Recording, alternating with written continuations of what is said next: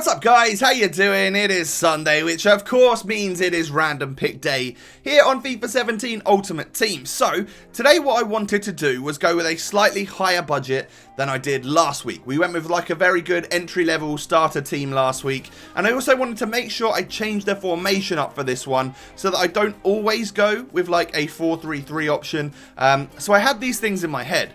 I went with between 4 and 8k for each of the 3 random pick players, and on page number 3 we get a couple of options. We could have either had Gamero, we could have either had Cahill, but in the end I went with Carlos Tevez because although he's been downgraded, I like the look of his stats. I think he'll still be a decent player on FUT 17. Page number 6 is where we find our second random pick player. It looks as though someone's doing some trading with Cam Niangs. However, the highest rated players would be between Ter Stegen and Konoplyanka, and because he's an outfield player, I went with him. Konoplyanka comes into the team, the Ukrainian left winger or left midfielder in the Bundesliga this year. He's moved from the La Liga, so that's quite interesting. We'll see how we can link him up.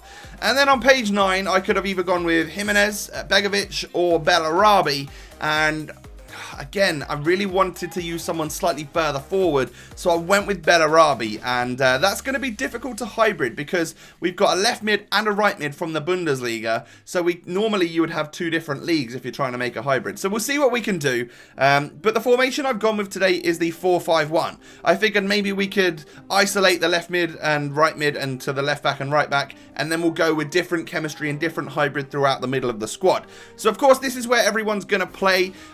Someone also suggested that maybe I should play each of the players in their default position, so left mid, right mid, rather than moving those guys up to like a left forward. Do you guys like that idea, or should I just base it around the best chemistry and best team that I can think of possible? I'll be interested to know down below in the comments.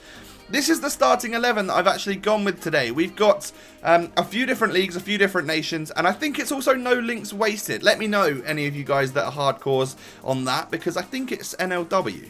Kostil in goal, I believe we've got Brzezinski and Kolosinak, I think, at left back and right back.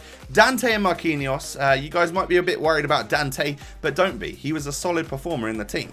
Alan fills that centre mid role very well, and then we've got 2 Argentines from Serie A, go by the name of Sosa and Banega. So they're 2 pretty decent players, and it means that we don't, of course, need to use someone from the league that Tevez plays in, because, of course, we can just use Argentine players. You know, the nations will link up perfectly well. Bellarabi is our first random pick player. He's 83 rated, as are all 3 of our random pick players today. He's got 90 pace, 85 dribbling, 77 shot, and 75 passing. Not too bad. He's also a 4-star skiller, and so is Konoplyanka. He's 4-star, 4-star, however, and he's got 90 pace, 84 dribbling, 79 shot, and 81 passing. So similar stats, but he's slightly more gifted in the shooting and passing department, and not quite as quick and good on the ball. Carlos Tevez is our third and final random pick player today. He's 83 rated, so a massive downgrade from FUT 16. He's now only got 81 pace, but he has got 85 dribbling, he has got 83 shooting and 80 physical, so I'm still thinking he's going to be a bit of a beast. He is a high work rate striker, so I don't know if that'll be a problem, but we move on to the chem styles that I'm going to use on the 3 random pick players. I've gone Deadeye on Bellarabi, and I've also gone Deadeye on Konoplyanka. I figured they've got such good pace, such good dribbling, that we should just enhance the areas that are not quite so strong, which can help the team get some goals. I used a Hunter chemistry style on Carlos Tevez today, because I wanted to boost that pace and shooting stats so that he was his most sort of deadly self up front. I feel like 81 pace is good, but it's not fantastic, so let's boost that. And actually, if you check it out on FUTWIZ, he really does increase his pace and shooting stats by quite a lot, turning him into a bit of a monster. They may be placebo this year, I'm not really sure yet, but I've been trying to use chemistry styles where possible to see if they actually do make a massive difference. And sometimes I notice it, sometimes I feel like I don't. So I'm not quite sure if I'm made up on them just yet. We'll see how other people think throughout the year. Moving on then to the clips for this video.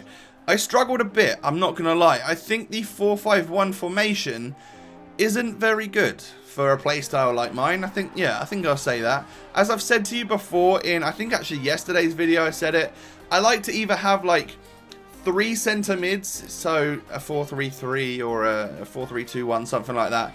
Or I like to have like 2 defensive midfielders rather than just 1 central midfielder. because it helps out a little bit more in my opinion. I feel very isolated in the middle of the park if I've just got one centre mid, and even though Alan was doing a great job and really working hard, there was just gaps opening up left, right and centre. We had too many attackers on this team. Team was extremely wide as well. Those two, that left mid, right mid, they really do stay out there, and then the cams are almost like strikers a lot of the time. So it feels very difficult on the defence. But going forwards, you got quite a lot of options. Tevez was just definitely a main goal scorer for me. We did get a couple of nice goals with like Eva Banega. We got one with Bellarabi. We didn't manage to get a goal with Konoplyanka. And I think a lot of that is due to the fact that I was playing them in their default positions due to a suggestion last week in the comment section.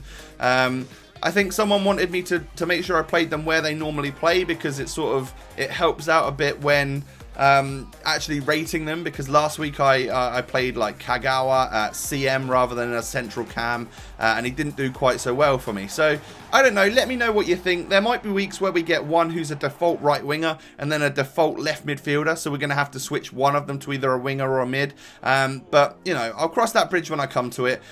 As you can see, the goals are flying in from Tevez. Definitely my main goal scorer by a long shot. He was very good at finishing the ball this year, on both feet surprisingly, considering he's only got 3-star, 3-star. I was very happy, especially with that right peg. He's deadly, yeah. He's still got it. He's a hustler. He really does all the work for your team. He's a hard worker. He's a grafter. He's actually quite strong as well. So only pretty good things to say about the Argentine, if I'm honest. And that was the clips from the random pick. Let's go through and rate everyone, shall we? In goal, Costil seemed to let in quite a few goals, if I'm honest.